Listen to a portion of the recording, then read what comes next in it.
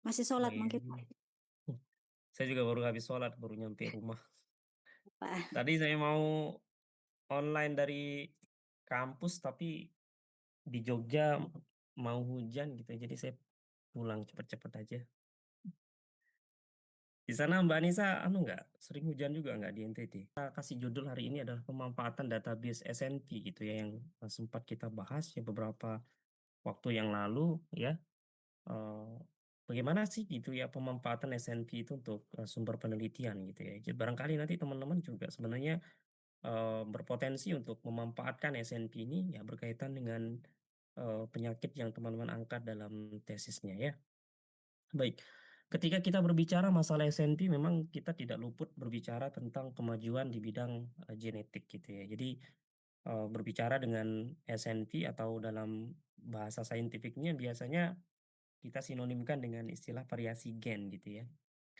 Eh, itu kalau kita lihat memang sangat relevan hari ini kita manfaatkan karena kaitannya dengan sudah banyak penelitian yang sudah dilakukan eh, di dunia khususnya gitu ya, dan tentunya ketika kita berbicara masalah Indonesia memang masih ongoing riset untuk beberapa jenis penyakit yang berhubungan dengan SNP gitu ya. Jadi mungkin perlu saya ingatkan teman-teman ya kalau kita ibaratkan lah gitu ya pembagian dalam bentuk era gitu ya. Penemuan genetik itu memang kita bisa secara umum kita membaginya menjadi pre-genomic era, post-genomic era, dan application of genomic era gitu ya. Nah, seharusnya kita hari ini berada pada eh, era application, ya. Artinya implementasinya itu sudah pada fase klinis gitu ya. Tetapi apa boleh buat gitu ya, kita masih berada pada level post-genomic era hari ini, yaitu pada level understanding the biology of disease. Yang artinya segala macam atau segala jenis penyakit itu masih belum diidentifikasi penyebab spesifiknya karena faktor apa gitu ya. Ketika kita berbicara masalah genetik memang tidak luput dari di situ hubungannya dengan biomarker atau penanda suatu penyakit itu gitu ya. Nah, maka SNP itu atau SNPs ya, single nucleotide polymorphisme atau dalam bahasa saintifiknya biasanya dikenal dengan istilah variasi genetik gitu ya. Itu sangat erat kaitannya dengan biomarker tadi gitu ya sebagai penanda dalam hal eh, menyebabkan suatu penyakit gitu ya. Dan bahkan farmasi sekarang itu bisa memanfaatkannya sebagai target obat ketika dia dikategorikan sebagai SNP yang masuk kategori eh, apa? Masuk kategori eh, patogenik gitu ya. Atau patogenik itu semacam dia berbahaya untuk suatu penyakit ya.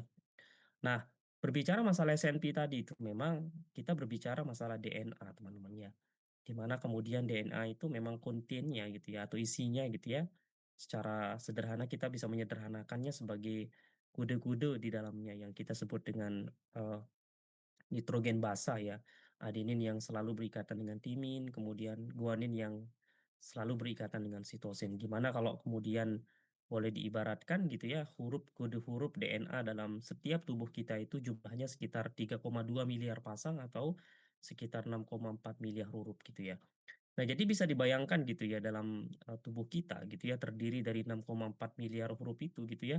Di mana eh, masa setiap dari 6,4 miliar huruf itu tidak ada yang miss gitu ya. Tidak ada yang kemudian eh, apa salah eja misalnya gitu. Nah, salah eja itulah yang kita sebut dengan SNP nanti teman-teman ya. Dan itulah yang nanti akan banyak dimanfaatkan oleh para ilmuwan untuk berbagai macam jenis tujuan gitu ya, baik itu untuk identifikasi penyakit dan bahkan untuk identifikasi kandidat target obat gitu ya. Jadi menarik untuk kita bahas sebenarnya SNP itu apa sih sebenarnya teman-teman ya. Jadi kalau kita apa ya, kalau kita ibarat ya kalau dalam dunia saintifik erat sekali ya gitu ya pembahasannya dengan namanya genomic variation gitu ya teman-teman ya. Di mana genomic variation ini eh, apa ya dalam beberapa tulisan itu sering sekali disebut juga dengan SNP ya atau single nucleotide polymorphisme gitu ya. Jadi teman-teman tadi sudah saya sampaikan bahwa di dalam tubuh kita itu terdiri dari nitrogen basa yang kita sebut dengan A selalu berikatan dengan T misalnya gitu ya atau eh, G yang selalu berikatan dengan C gitu ya. Namun dalam setiap ejaan itu gitu ya, terkadang ada, salah eja gitu ya, itu yang kita sebut dengan SNP ini teman-teman gitu ya. Jadi SNP ini apa gitu ya, SNP ini semacam single nucleotide polymorphisme itu sangat umum terjadi pada setiap 1000, ini gitu ya, setiap 1000, pasang basa gitu ya, nitrogen basa tadi gitu ya. Jadi setiap 1000 kode huruf tadi gitu ya, pasangan kode huruf tadi itu akan ada SNP, satu SNP yang terjadi gitu ya. Nah ini satu SNP ini kita ndak tahu itu ya menyebabkan apa, apakah dia bisa menyebabkan meningkatkan patogenesis suatu penyakit gitu ya, atau justru justru bagus gitu ya untuk meningkatkan efektivitas obat, kita nggak pernah tahu gitu ya. Maka di sini perlunya, dilakukannya sebuah penelitian gitu ya. Nah itu yang terjadi gitu ya. Demikian juga teman-teman ya, kalau apa sih SNP itu gitu ya, SNP itu kalau misalnya gitu ya, umumnya gitu ya, SNP itu misalnya dalam tubuh kita, nitrogen basanya itu kan C misalnya selalu berikatan dengan G gitu ya. Namun dalam perjalanannya gitu ya, entah apa yang menyebabkan gitu ya, entah kemudian karena faktor, makanan, entah karena faktor mungkin sinar matahari, radiasi, dan lain sebagainya. Inilah yang menyebabkan dia menjadi, eee, berubah gitu ya, menjadi misalnya harusnya C menjadi G, lalu kemudian dia berubah menjadi T, menjadi A gitu ya. Nah itulah yang kemudian akan kita bahas nanti. Nah, teman-teman ketika kita berbicara masalah variasi gen atau yang kita sebut dengan SNP ini memang sering sekali kemudian, orang menyamaartikan gitu ya dengan istilah mutasi gitu ya. Pernah dengar ya istilah mutasi ya?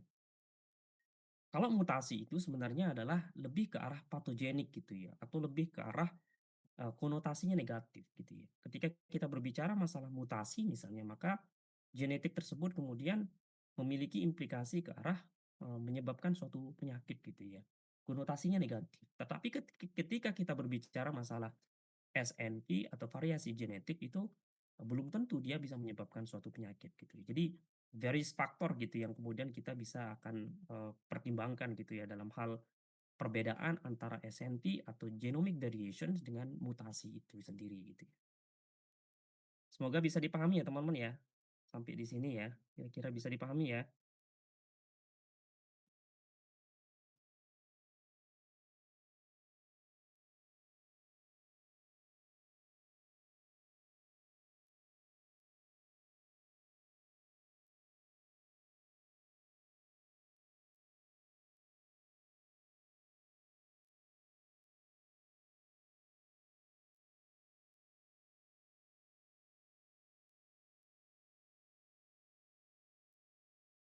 Baik, kita lanjut ya teman-teman ya. Tadi saya sampaikan bahwa SNP atau yang kita sebut dengan variasi genetik gitu ya, juga sangat erat gitu ya kaitannya dengan, mutasi gen gitu ya. Mungkin teman-teman akan sering dengar nanti mutasi gen itu apa sih gitu ya. Nah, ini adalah SNP gitu ya, ini adalah mutasi. Apa perbedaannya gitu ya. Kalau mutasi itu sekali terjadi itu sangat patogenik sifatnya gitu ya. Patogenik itu adalah konotasinya negatif, pasti dia akan menyebabkan suatu penyakit. Makanya ketika seorang klinisi itu berbicara masalah mutasi gitu dalam sebuah cancer, maka itu perspektifnya adalah, menyebabkan cancer gitu ya. Artinya ketika kita mengatakan cancer itu memang konotasinya negatif sekali. Makanya lebih, relevan untuk kita gunakan istilah mutasi gitu ya. Jadi mutasi ini adalah terjadinya, kurang dari 1%, ya 0,1% gitu ya. Ini terjadinya gitu ya. Tetapi kalau SNP ini adalah lebih dari 1%.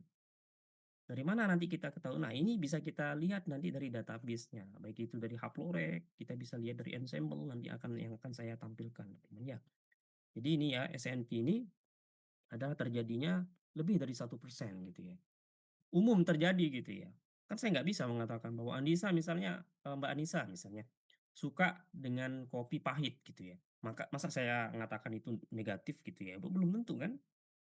Tetapi kalau kemudian Mbak Anissa, jangan Mbak Anissa dah gitu ya, seseorang gitu ya, eee, apa, kena cancer gitu ya, karena faktor tertentu gitu ya. Nah itu yang paling, eee, setelah diidentifikasi ternyata dia mutasi misalnya gitu ya, maka itu pada cancer itu lebih cenderung kita akan gunakan istilah mutasi daripada, istilah SNP gitu ya.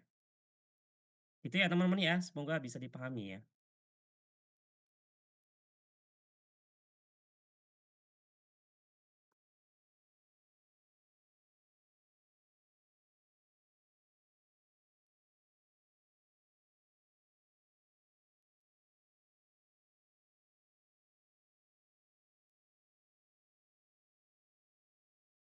Baik, untuk identifikasi SNP ini teman-teman ya, sebenarnya ada 2 metode gitu ya dalam hal identifikasinya. Yang pertama ada namanya candidate gene approach, dan yang kedua ada namanya genome wide study atau genome wide association study based approach gitu ya. Apa bedanya?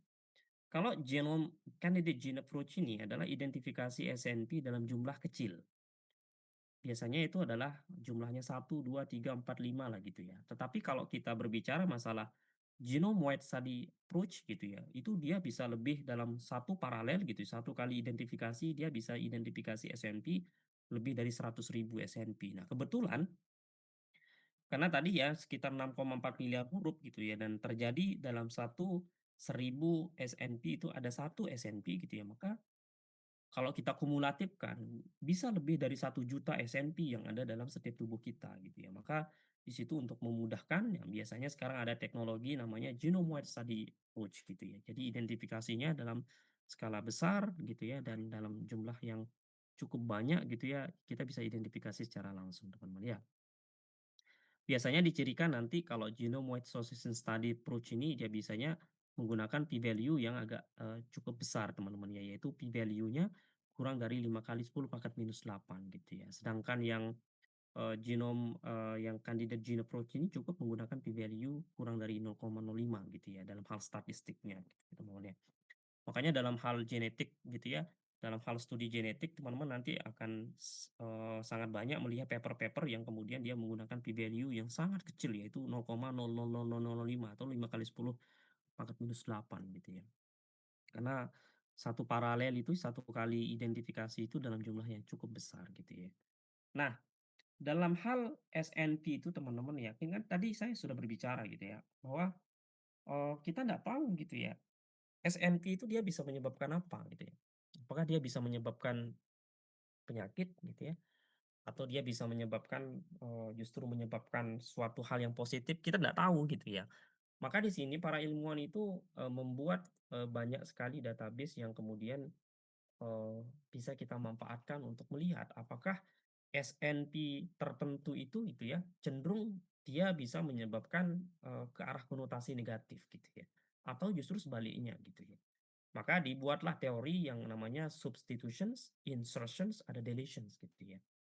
Nah, dari mana nanti kita bisa tahu gitu, nanti di database itu dia akan memberitahu kita, ini jenisnya missense mutations, ini jenisnya nonsense mutations gitu ya, atau ada additional one base pair gitu ya, atau removal one base pair gitu ya, itu yang kita sebut dengan pram-shift mutation gitu ya. Saya nggak tahu mungkin Prof. Nani itu sudah menyampaikan sebelumnya ya teman-teman ya? Berkaitan dengan ini gitu ya. Atau teman-teman kita bisa juga, mengidentifikasinya berdasarkan scoring system gitu ya. Itu yang sudah, dilakukan oleh beberapa database gitu ya, seperti SIP, Polypens, ya DD-Score gitu ya. Ini berdasarkan scoring system. Bukan kita sebagai user yang akan melakukan scoring system, tapi itu di database itu sudah tertampil gitu ya. Nah, salah satunya adalah SIP, Polypen, dan juga CIDD scoring gitu ya. Nah, itu salah satunya tuh untuk membantunya gitu, membantu kita gitu untuk identifikasi. Kalau misalnya nih, kategori 0,0 sampai 1 misalnya, itu masuk kategori misalnya tolerated gitu ya. Tapi kalau dia, 0,0 sampai 0,05 itu masuk kategori kategori deleterious. Deleterious ini menyebabkan, protein changing gitu ya. Itu masuk kategori, bisa pertimbangkan SNP itu sifatnya negatif gitu ya. Namun kalau kemudian 0,05 sampai 1 misalnya di sini dia sifatnya tolerated atau bisa ditolerir gitu ya, benign. Kehadirannya itu tidak menyebabkan protein changing yang signifikan gitu ya. Kemudian yang kedua adalah contohnya nih database yang menampilkan itu adalah Ensemble gitu ya. Ini dia, memberikan informasi itu di dalam database-nya itu ya. Kemudian yang kedua adalah namanya Polypen gitu ya. Nah, PolyPen ini juga mirip gitu ya, dia menggunakan scoring system gitu ya, untuk menunjukkan bahwa SNP tersebut dia lebih ke konotasi negatif atau lebih ke arah, hal yang positif gitu ya. Salah satunya misalnya dia menggunakan scoring system. Yang pertama, dia membaginya menjadi 3, yaitu yang kita sebut dengan benign dan possibly damaging dan probably damaging gitu ya. Misalnya scoringnya adalah 0,0 sampai 0,15 misalnya, itu masuk kategori predicted to be benign atau artinya tolerated gitu ya. Kemudian 0,15 sampai 1 gitu ya, itu masuk kategori possibly damaging, kemudian 0,85 sampai 1 itu masuk kategori probably damaging gitu ya, atau dia bisa merusak gitu ya dalam hal, perubahan proteinnya gitu ya. Nah, salah satu yang, menampilkan ini juga adalah namanya database ensemble gitu ya, teman-teman ya. Nah, yang ketiga adalah yang kita sebut dengan CADD scoring gitu ya. CADD score ini dia agak berbeda dengan SIP dan PolyPen tadi gitu ya. Kalau CADD scoring ini dia hanya membedakan, 2 jenis, yaitu yang pertama kita sebut dengan likely deleterious, kalau kemudian skornya di atas 30, kalau kemudian likely benign atau yang kita sebut dengan jinak gitu ya, SNP-nya itu jinak, hadir tidaknya gitu ya, dia tidak mempengaruhi perubahan pada protein gitu ya, kalau kemudian skornya di bawah, 30 gitu ya. Ini pun sebenarnya si ADD score ini bukan kita yang kemudian membuat gitu ya, tetapi itu sudah ada di database yang kemudian kita bisa manfaatkan gitu ya. Salah satu database yang menampilkan poin ini adalah yang kita sebut dengan ensemble yang nanti, eee, akan kita, eee, praktekkan atau demonstrasikan sama-sama, teman-teman, ya. Nah, salah satu contoh misalnya ini ya, teman-teman, ketika kita berbicara masalah protein changing gitu ya. Misalnya nih, eee, dalam contoh ini misalnya, kehadiran ataupun perubahan pada salah satu nitrogen basa gitu ya, harusnya T di sini bisa berubah menjadi G misalnya gitu ya. Dengan hadirnya perubahan ini memungkinkan untuk kemudian perubahan pada protein changing gitu ya. Nah, inilah yang kemudian patut untuk dipertimbangkan, dapat kemudian berpotensi menyebabkan suatu penyakit ketika kita berbicara masalah protein changing gitu ya. Dan yang kedua adalah insertions, artinya, eee, di sini harusnya AA, namun dengan hadirnya insertion ini dia kemudian ada insersi di antara nitrogen basa AA ini. Maka kehadiran G ini menjadi AGA ya, harusnya AA kemudian menjadi AGA, di sini ada insertions, maka sangat possible gitu ya untuk kemudian kita prediksi dia bisa menyebabkan protein changing di sini gitu ya. Atau deletion.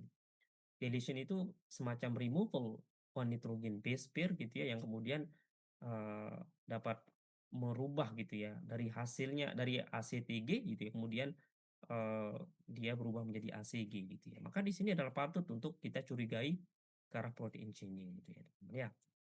Ya ini contohnya misalnya gitu ya.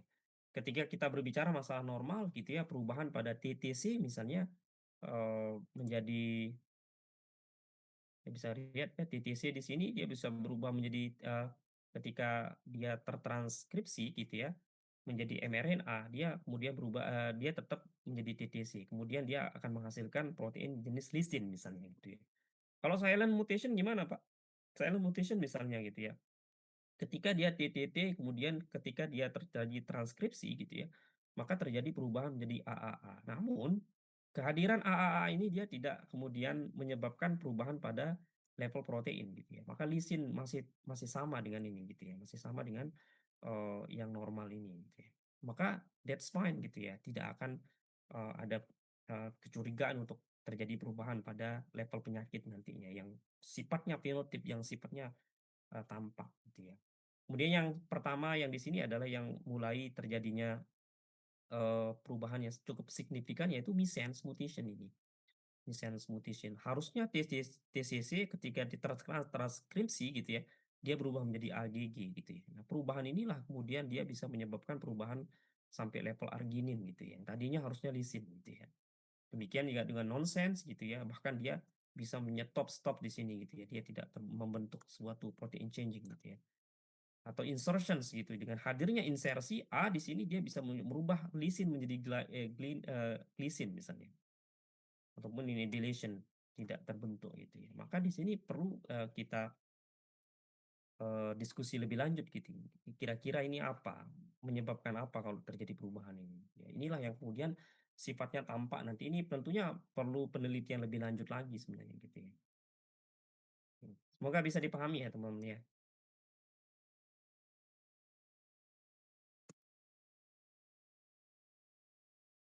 Nah ini teman-teman ya, bioinformatik inilah yang kemudian kalau kita mau screening secara cepat gitu ya, apa kira-kira perubahan protein yang dapat terjadi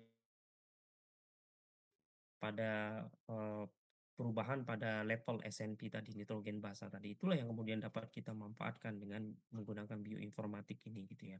Dengan hadirnya sekarang biomedical literatur gitu ya, ini memungkinkan kita untuk identifikasi SNP sekarang karena setiap SNP yang terpublish itu gitu ya, terrecord dengan sangat bagus gitu ya. Salah satunya di database yang kita sebut dengan PubMed database yang dapat kita manfaatkan nantinya teman-teman ya. Ini yang akan kita bahas sama-sama nanti yaitu ensemble, kemudian haplorek gitu ya. Di level S2 saya tidak akan banyak mungkin apa namanya, saya tidak akan banyak inikan lah gitu ya, secara detail gitu ya untuk menyampaikan, tapi secara umum saja gitu ya. Supaya teman-teman itu memiliki gambaran ya, kira-kira kemudian gitu ya, SNP itu saya bisa identifikasinya bagaimana sih gitu ya dari database gitu ya. Beberapa database di sini seperti Ensemble gitu ya, Haplorek gitu ya, itu paling banyak dimanfaatkan di dunia gitu ya. Makanya nanti teman-teman kalau mau identifikasi SNP menggunakan Ensemble ini biasanya agak lola gitu ya, loadingnya agak lama gitu ya, karena big data gitu ya, di database yang tersimpan di situ cukup banyak gitu ya, maka itu yang membuat kemudian laptop juga menjadi agak lambat gitu ya teman-teman ya. Nah, apa itu Ensemble gitu ya? Salah satu database yang kemudian eh, banyak dimanfaatkan. Ini masuk kategori database bioinformatik teman-teman ya. Ensemble ini dia memprovidekan banyak informasi. Salah satunya adalah informasi variasi gen atau yang kita sebut dengan single nucleotide polymorphisme ini. Selain itu juga teman-teman bisa melihat secara langsung gitu ya bagaimana informasi genetik itu dapat berhubungan dengan suatu penyakit gitu. Itu ditampilkan gitu. Tapi coba kita lihat nanti bagaimana ensemble ini kita bisa manfaatkan untuk identifikasi SNP itu sendiri teman-teman ya. Coba saya akan ilustrasikan nanti. Oh ya, ini sudah paham ya teman-teman ya tadi ya perubahan A menjadi G, akhirnya dia berubah menjadi T misalnya. Itu kemudian dapat berimplikasi pada perubahan protein tadi ya teman-teman ya. Nah, coba teman-teman masuk ke ensemble coba teman-teman. Bisa nggak? Ensemble nih. Coba diklik ya. Ensemble sampai keluar ini.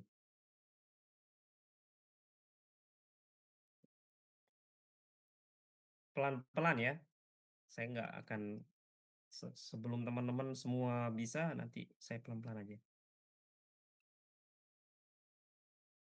Yang ketinggalan nanti bilang ya. Ini yang ketinggalan nggak bisa jawab soal UAS saya nanti.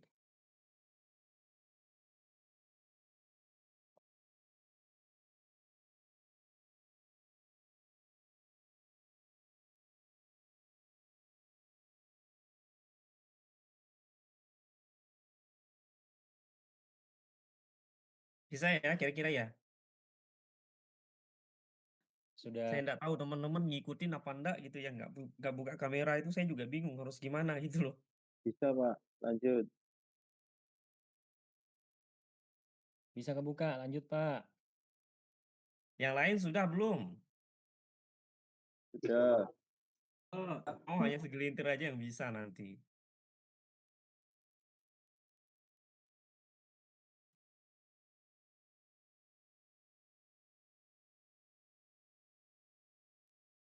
Sudah belum? Sudah, Pak. Sudah? Oh, Yang lain? Sudah, Pak. Sudah, Pak. Yang lain sudah ya?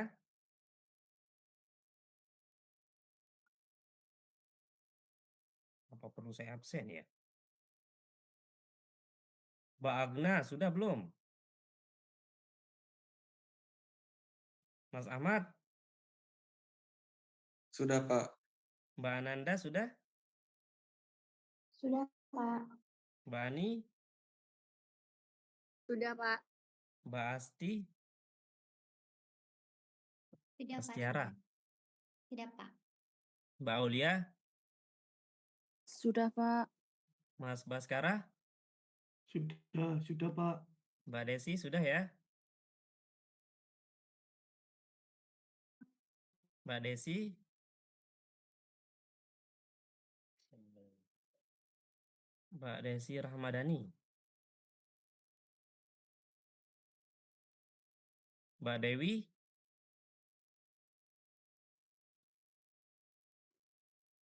Mbak Dea, Sudah, Pak. udah ya. Mbak Vita sudah ya.